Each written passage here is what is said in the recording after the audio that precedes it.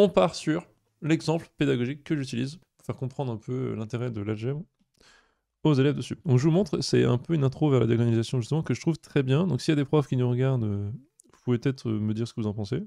Moi, ce que j'aime bien faire, c'est en 2 dimensions, pas en 3, montrer, on va prendre une application linéaire de R2 dans R2, hop, qui a un vecteur, mais c'est tout bête, hein, un vecteur XY associe, qu'est-ce qu'il associe?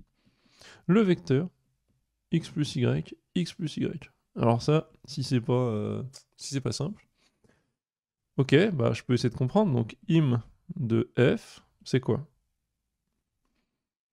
Alors on va peut-être le faire autrement. On va plutôt faire justement une petite astuce. On écrit f de xy égale, hop, x plus y, ultra simple, égale x plus y mis en facteur fois 1, 1. Donc, im f égale vect de 1, 1. J'ai envie de dire, dès que je vois ça, vect de 1 moins 1, si je prends x égale moins y, est inclus dans car f. Théorème du rang, vu que im f est de taille 1, dim car f égale 2 moins 1 égale 1. Et ces deux-là me disent que vect, enfin donc j'ai donc l'égalité. Donc si un ensemble est inclus dans un autre et qu'ils ont la même dimension, ils sont égaux. Très facile, ça c'est le début, il faut savoir torcher ça très bien. Alors ça en sortant de sup, en sup on doit savoir faire ça. Donc tout de suite j'ai une image qui est facile, un noyau qui est facile. Qu'est-ce qui arrive au vecteur, je sais pas, ici? Hop, le vecteur 1, 3. F de 1, 3, ça vaut 4, 4. Si c'est pas beau. Et donc j'ai l'impression que tous mes vecteurs, enfin je le sais, mon image en fait c'est c'est vec de 1, 1. Et 1, 1 c'est le vecteur directeur de la droite y égale x. Ça en fait c'est im f. Im f ça veut dire que n'importe quel vecteur, quand je prends son image, va finir le long de cette droite. Oups, j'ai raté mon vecteur, comme ça. Bon, alors c'est 4, 4, hein, peut-être que je peux descendre un peu, ça c'est 1, 3, ça finit en 4, 4. C'est un exemple. Et donc l'idée, ça va être de se dire, ok, cette f, je vais essayer de la décrire, je vais essayer de comprendre ce qu'elle fait, donc je comprends à peu près maintenant, hein, je vous ai déjà expliqué l'image. L'image, c'est donc finir sur... attendez, j'ai un problème de logiciel. Finir sur cette droite, et voilà. Et son noyau, bon, bah c'est une autre droite, qui est x égale moins y. Donc je peux aussi tracer le noyau, en l'occurrence, hop. Im f, c'est cette droite. Le noyau, ça va être cette droite-là. Ça, c'est KRF. C'est la droite y égale moins x. Super.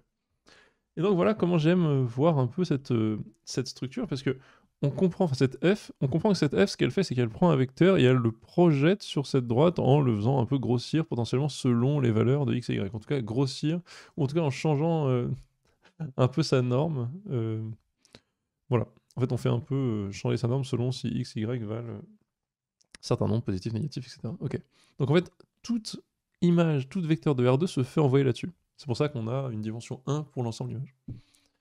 Bon, maintenant, si je prends la matrice de f dans la base canonique, égale, eh bien c'est f de i, f de j, donc 1, 0 et 0, 1, que j'écris en colonne, avec i ici, j ici. Ok, mais f de i, c'est f de 1, 0, donc je peux le calculer ici, ça prend une seconde, hein. F de 1, 0, c'est égal à 1, 1. Et c'est en fait aussi égal à f de 0, 1. Et donc ma matrice, c'est 1, oups, c'est pas la bonne couleur, 1, 1, 1, 1. Jolie matrice, pas très compliquée, très connue en l'occurrence en algèbre. Elle est très sympathique, elle est simple. Mais la raison pour laquelle on fait la diagonalisation, c'est par exemple se dire pourquoi est-ce que par défaut, il faudrait étudier une application linéaire, c'est-à-dire quelque chose qui travaille sur un vecteur, donc qui l'amène quelque part. Pourquoi l'étudier dans une base par défaut qu'on a vue en 4e ou en 3e, quand on introduit petit i et petit j? Peut-être qu'il y a d'autres manières plus pratiques de regarder cet endomorphisme, de regarder comment il marche. Bah, là, vous voyez tout de suite où je veux en venir avec mon dessin. Pourquoi prendre i et j qui sont complètement arbitraires vis-à-vis de la transformation? La transformation physique prend ce vecteur et l'envoie là. Que je l'analyse en prenant ces deux vecteurs-là n'a aucun sens. peut-être que pour l'analyser, il vaut mieux tourner un peu la tête. Il existe une infinité de bases de R2. Pourquoi en prendre une? Enfin, il faut bien comprendre que les bases canoniques sont des bases parfaitement aléatoires, entre guillemets. Enfin, elles n'ont pas de sens profond vis-à-vis d'une U aléatoire. Si je prends une U quelconque, quand j'ai aléatoire, si je tire une U ou une F aléatoire au hasard dans l'ensemble des endomorphismes, il n'y a pas de raison que spécifiquement la base canonique fonctionne. Donc on se dit, bah, peut-être qu'il y a des bases mieux. Et c'est ça que je vais regarder. Candidat pour une base, bah, je prends 1, 1, virgule. L'autre c'est quoi? Moins 1 et je monte. Moins 1, 1. C'est clairement une base parce que c'est deux éléments et ils sont indépendants. Bah oui, c'est deux vecteurs non parallèles du plan, donc c'est facile. Quel est f de 1, 1? F de 1, 1, c'est 2, 2. Et c'est donc, si je l'écris dans la base de mon choix, c'est 2 fois 1, 1 plus 0 fois moins 1, 1. F de moins 1, 1, eh ben, on a vu ce que c'était le noyau, ça appartient totalement au noyau. C'est, moins 1, 1, c'est le noyau, c'est pour ça que je l'ai choisi. Je l'ai choisi, en gros, moi j'ai choisi cette base-là, si vous voulez. Cette base de deux vecteurs. Je prends une petite base ici, comme ceci.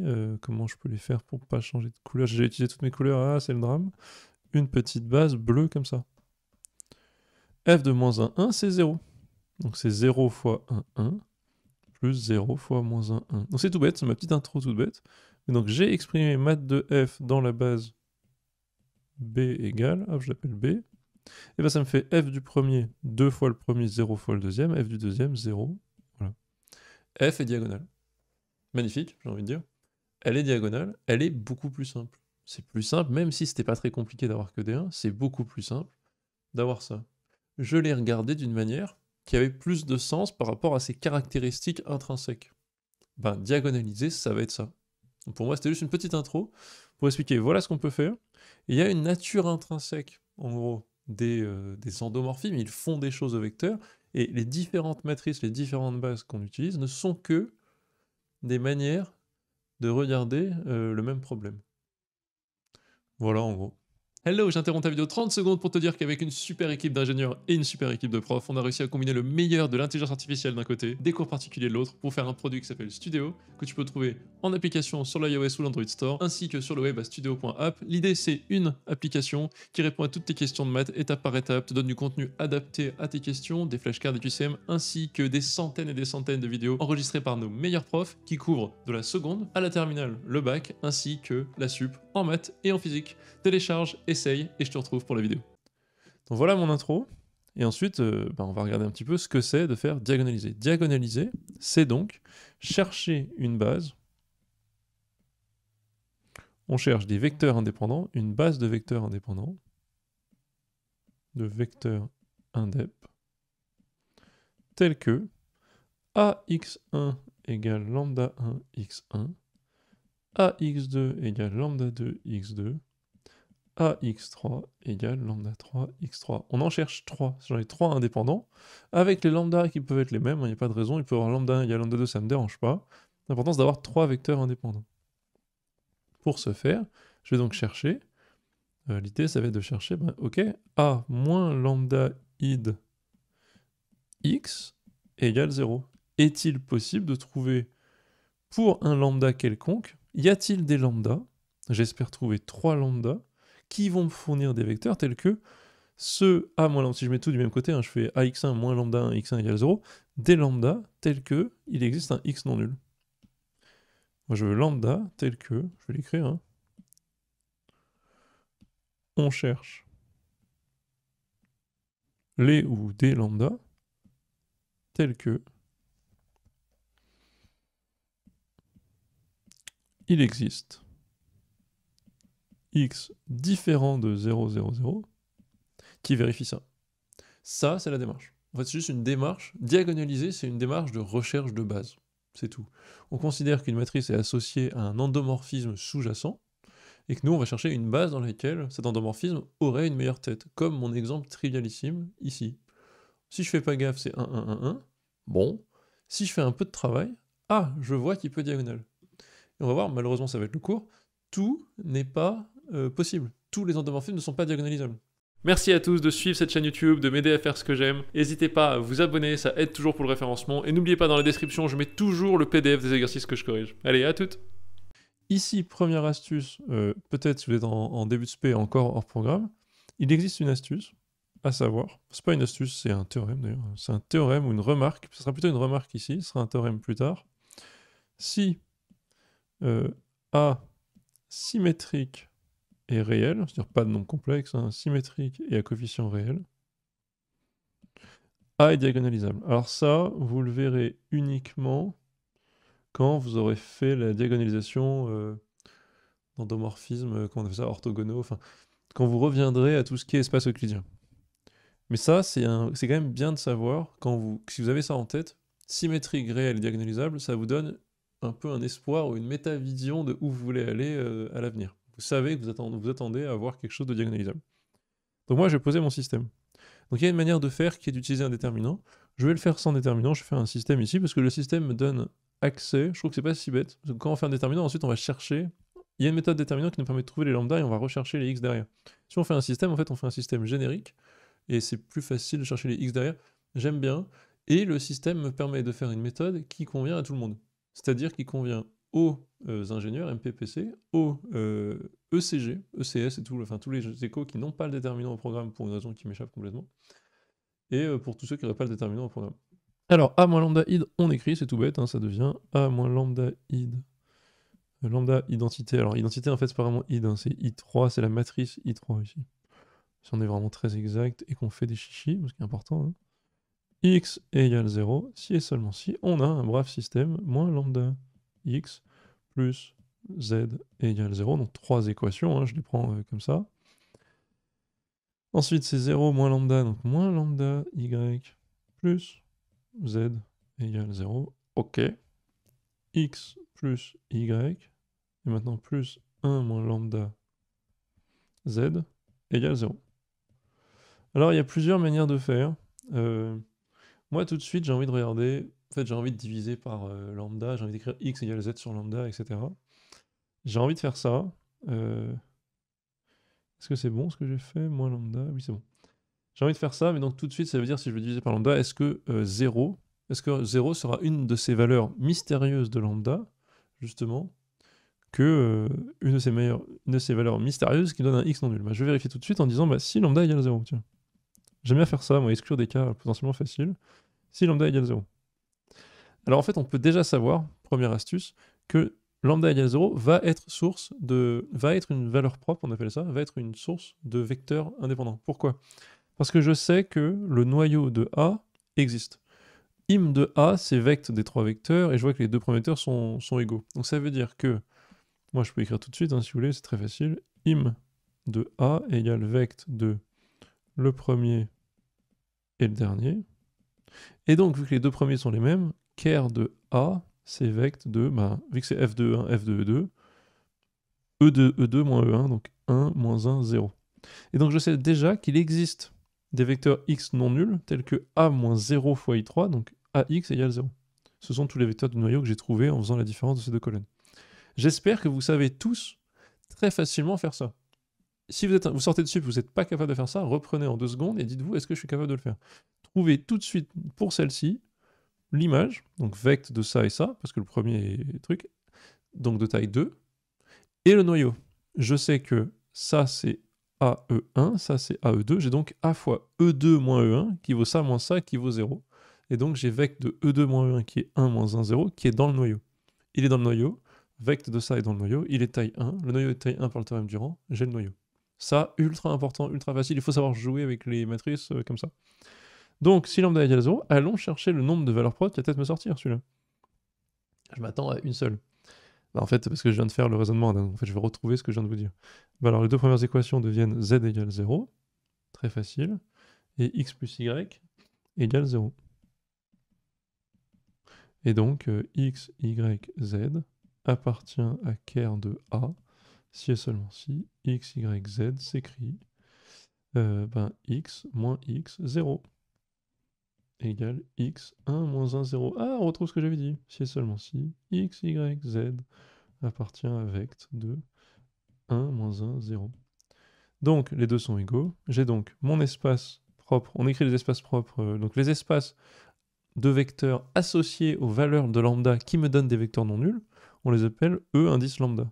Donc, E indice lambda égale 0 et égale ici vect de 1, moins 1, 0. Excellent. Maintenant, je fais si lambda différent de 0. Si lambda est différent de 0, hop, j'ai fait ce premier cas, je divise l'univers en deux parties, hein, lambda égale 0, lambda différent de 0, bah, x égale z sur lambda, y égale z sur lambda, et donc si vous voulez, j'ai 2z sur lambda plus 1 moins lambda plus 1 moins lambda z égale 0. Z égale 0 implique y égale x égale 0, non. Donc nécessairement, j'ai 2 sur lambda plus 1 moins lambda qui doit être égal à 0.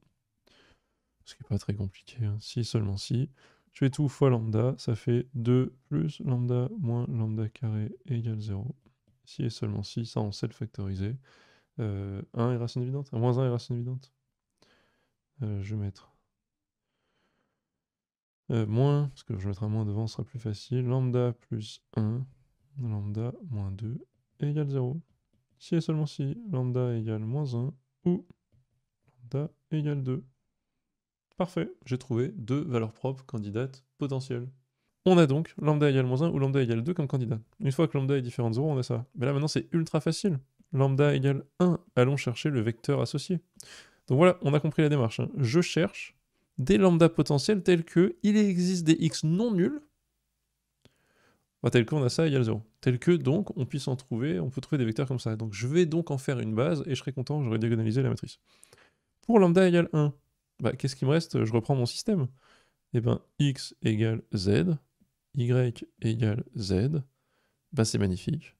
Et donc il reste 1, 1, 1, si vous voulez, E, 1. Donc c'est l'espace associé à cette valeur propre. C'est x égale y égale z, donc c'est 1, 1, 1. Magnifique. Lambda égale... C'était pas 1, c'était moins 2. Moins 1, je fais n'importe quoi. Zut! Erreur, j'ai été trop rapide. Donc x égale moins z, y égale moins z. Ah là là, erreur fatale. Donc, vect 2, si je prends z égale 1, ça fait 1, moins 1, ça fait 1, 1, moins 1. Voilà, on l'a. Lambda égale 2, on fait la même chose. J'ai donc x égale y égale z sur 2, et donc E2, donc ça c'est E moins 1. E2 est donc égal à vect 2. Si z égale 2, les autres sont égaux à 1 et 1. Magnifique. Je l'ai, ça fait ça. Et donc là, c'est pas très compliqué. On peut démontrer, je l'avais déjà montré en live, on peut démontrer qu'il n'y a pas d'élément, un test de liberté le fait en 2 secondes, il est impossible d'avoir des éléments communs à des espaces propres. Deux espaces propres n'ont aucun élément commun hors 0. Vous avez genre AX1 va être égal à lambda 1 x1 et votre AX1 va être égal à lambda 2 x1. Je vous le fais là, voilà. Et donc, si c'est vrai, ça veut dire que lambda 2 moins lambda 1 x1 égale 0. Comme x1 par définition est non nul, lambda 2 moins lambda 1, lambda 2 doit être égal à lambda 1, mais ce qui n'a pas de sens vu que ce sont des espaces propres différents. Et donc on trouve une contradiction, et donc voilà, ils sont tous distincts. Je fais ensuite la finalité de ma matrice. Je dis donc j'ai trouvé 3 vecteurs qui forment une base. Vecteur 1, 1, moins 1, 0. Vecteur 2, 1, 1, moins 1. Vecteur 3, 1, 1, 2. Celui-là est associé à lambda égale, je sais plus, lambda égale moins 1, lambda égale 2. On pose une matrice de passage, matrice de changement de base. Qu'est-ce que c'est? C'est prendre exactement ces trois-là et les mettre dans une matrice. Donc on enlève les, si vous voulez concrètement, on enlève ces parenthèses intermédiaires, on fait une matrice que 1, 1, 2, soit U tel que mat de base conique, soit A. Mat de U dans ma nouvelle base B, et bien comme on sait que dans cette base, f de ça c'est 0, f de ça c'est moins lui-même, et f de ça c'est 2 fois lui-même, j'obtiens la matrice suivante. 0, moins 1, 2. Ça, ce sont des termes nuls car c'est une matrice diagonale. Et on peut dire que ça, c'est donc un changement de base par rapport à la base canonique, qu'on peut écrire comme ça. P-1 fois A fois P. C'est incroyable.